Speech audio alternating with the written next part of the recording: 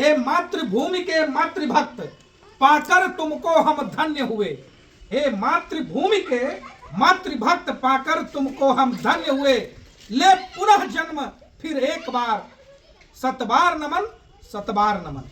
आज फिर से ये भारत की भूमि ऐसे राष्ट्रभक्तों को पुकार रही है। ये भारत की भूमि अपने ऐसे वीर सपूतों को बुला रही है। और भारत की जनता की भी इच्छा और आकांक्षा है कि उन्हीं के पद चिन्हों पर आने वाली पीढ़ी चले। जब हम पुकारते हैं कि एक बार पुनः इस धरती पर जन्म लें, तो हम वैसे भविष्य के उन नौनिहालों को देखते हैं जो डॉक्टर श्यामा प्रसाद मुखर्जी के विचारों को अपने जीवन में उतारेंगे, जो राष्ट्र के लिए सर्वस्व अर्पित करने की क्षमता को लेकर जन्म लेंगे। और डॉक्टर श्यामा प्रसाद मुखर्जी 6 जुलाई 1901 को पंडित आशुतोष मुखर्जी के घर में जन्मे थे और बहुत ही अल्प आयु में 23 जून 1953 को एक राजनीतिक षड्यंत्र के तहत हम सबको सशरीर छोड़कर चले गए।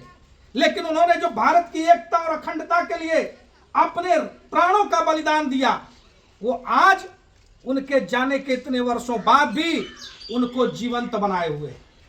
आज हम लोग जिस भारतीय जनता पार्टी के बैनर तले इकट्ठे हुए हैं, जब राष्ट्र में लगातार तीसरी बार एनडीए की सरकार चल रही है, जिसके अगुवा हमारे प्रधानमंत्री नरेंद्र भाई मोदी जी हैं, ऐसी परिस्थिति में 2024 में डॉक्टर श्यामा प्रसाद मुखर्जी जी के बलिदानों को याद करना और उनके विचारों को सुनना अपने आप में महत्वपूर्ण है।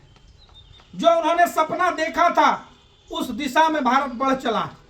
और हमें संतोष है इस बात का कि हम उस पीढ़ी के कार्यकर्ता हैं जिन्होंने अपने आंखों से भारत की एकता और अखंडता का स्वप्न पूरा होते देखा, जब कश्मीर से धारा 370 खत्म कर दिया गया। हम उस कार्यकर्ता उस पीढ़ी के कार्यकर्ता होने का गौरव महसूस करते हैं जिन्होंने सांस्कृतिक राष्ट्रवाद को अपने आंखों से जीवंत होते देखा, जब जनवरी 2024 में श्री राम लला के भव्य मंदिर का प्राण प्रतिष्ठा समारोह हुआ। हम उस पीढ़ी के कार्यकर्ता हैं जिसने भारत को आज 5वीं सबसे बड़ी अर्थव्यवस्था बनने का सौभाग्य साकार होते देखा। और हम उस पीढ़ी के कार्यकर्ता होने पर गौरवान्वित हैं जिसको सौभाग्य मिला है कि अपने आने वाले जीवन का क्षण क्षण और कण कण 2047 तक, जब भारत आजादी के 100वें वर्ष में प्रवेश करे, तो एक विकसित भारत के संकल्प को साकार करने में अपने भारत के लिए जीने और मरने का अवसर हम लोगों को मिल रहा है। भारतीय जनता पार्टी जिन 2 चांद और सूरज के कारण आज यहां तक बढ़ा, उनमें एक डॉक्टर श्यामा प्रसाद मुखर्जी थे, जिन्होंने एक तरफ राष्ट्रवाद के मुद्दे पर एक विचार को प्रकट किया और पूरे भारत में वो विचार क्रांति बनकर आज देश में एक नई अलख को जगा रहा है। दूसरे व्यक्ति के रूप में पंडित दीनदयाल उपाध्याय जी थे, जिन्होंने अंत्योदय का सिद्धांत देकर आज भारत के करोड़ों गरीबों का जीवन संवारने वाले एक ऐसी सरकार को जन्म दिया है। वर्षों की तपस्या के बाद इस संगठन ने जो नरेंद्र मोदी रूपी एक वट वृक्ष को पैदा किया, उस वट वृक्ष की छांव में 25 करोड़ लोग अपनी गरीबी से बाहर निकले। करोड़ों को प्रधानमंत्री आवास का घर मिला, उनको शौचालय मिला, उनको स्वच्छ नल का जल मिल रहा है, उनको बिजली मिल रही है, उनको गैस मिल रहा है। उन 60 करोड़ लोगों को आयुष्मान कार्ड के माध्यम से 5 लाख तक मुफ्त स्वास्थ्य की सुविधा मिल रही है। ये जो अंत्योदय का सिद्धांत, अंतिम व्यक्ति के उदय की बात जो महात्मा गांधी जी ने की थी, पंडित दीनदयाल उपाध्याय जी ने की थी, समाजवाद के पुरोधा राम मनोहर लोहिया करते थे, इन सारी धाराओं का जो मिलन है, वो समागम हमको मोदी सरकार में दिखाई पड़ता है, जब गरीबों की चिंता करने वाला व्यक्ति, एक गरीब मां के गर्भ से जन्मा हुआ व्यक्ति, अपने पूर्वज, अपने संस्थापक डॉक्टर श्यामा प्रसाद मुखर्जी और सैद्धांतिक पितामह पंडित दीनदयाल उपाध्याय जी के विचारों को जमीन पर उतारने का काम करता है, तो हमें उस संगठन का अंग होने पर, उस संगठन का कार्यकर्ता होने पर गौरव महसूस होता है। और मैं रोमांचित हूं आपको बताते हुए, मेरे पूर्व के वक्ताओं ने विस्तार से डॉक्टर श्यामा प्रसाद मुखर्जी जी के जन्म के बारे में, उनके जीवन के बारे में, उनके राजनीतिक कार्यों के बारे में बताया, लेकिन जो बातें छूट सी गई है, उन बातों को मैं चर्चा करना चाहता हूं। डॉक्टर श्यामा प्रसाद मुखर्जी देश और दुनिया में इतनी कम उम्र में इस बड़ी उपलब्धि को हासिल करने वाले पहले व्यक्ति थे, जिन्होंने मात्र 33 वर्ष की आयु में कलकत्ता विश्वविद्यालय के कुलपति का पदभार ग्रहण किया। 33 वर्ष की आयु में एक महान शिक्षाविद के रूप में दुनिया उनको देख रही थी। वो बैरिस्टर की उपाधि से भी सुशोभित थे और उन्होंने देश और समाज में नई व्यवस्था के लिए बहुत सारे प्रयास किए थे।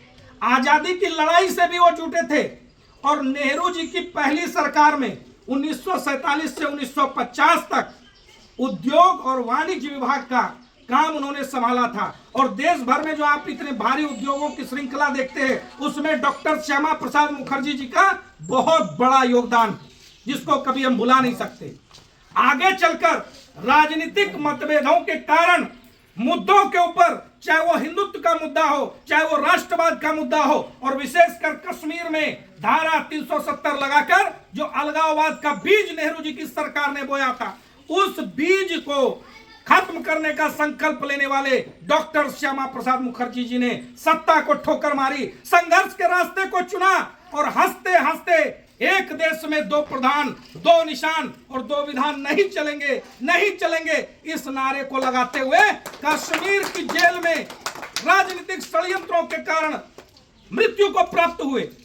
और मैं आज की राजनीतिक परिस्थिति में भी यह कहना चाहता हूं कि अगर आज डॉक्टर श्यामा प्रसाद मुखर्जी जी के हत्या का, पंडित दीनदयाल जी के हत्या का, डॉक्टर सुभाष चंद्र बोस जी की हत्या का और लाल बहादुर शास्त्री जी की हत्या का जांच दुनिया के सामने अगर हो, तो निश्चित रूप से भारत में बड़े बड़े राजनीतिक लोगों के जो चेहरे खड़े किए गए थे, वो चेहरे जमीन पर नजर आएंगे।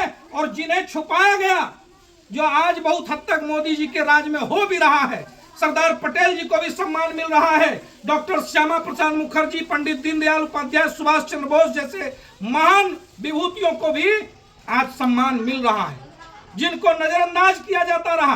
केवल एक परिवार को आजादी का श्रेय, लेकिन आज सरकार सबको सम्मान दे रही है।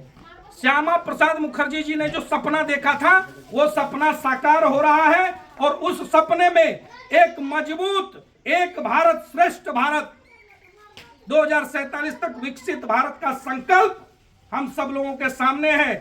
एक एक कार्यकर्ता हमारा एक विकसित भारत बनाने के लिए, अखंड भारत के लिए अपने जीवन का क्षण क्षण और कण कण समर्पित करने के लिए संकल्पित है। और आज इस पुण्य अवसर पर डॉक्टर श्यामा प्रसाद मुखर्जी जी को याद करते हुए हम सब एक बार भारत मां का जयकारा लगाएंगे और पुनः भारत की एकता और अखंडता का संकल्प दोहराएंगे। भारत माता की जय, भारत माता की जय, एक भारत श्रेष्ठ भारत, एक भारत श्रेष्ठ भारत, एक भारत श्रेष्ठ भारत। वंदे मातरम। धन्यवाद। जय।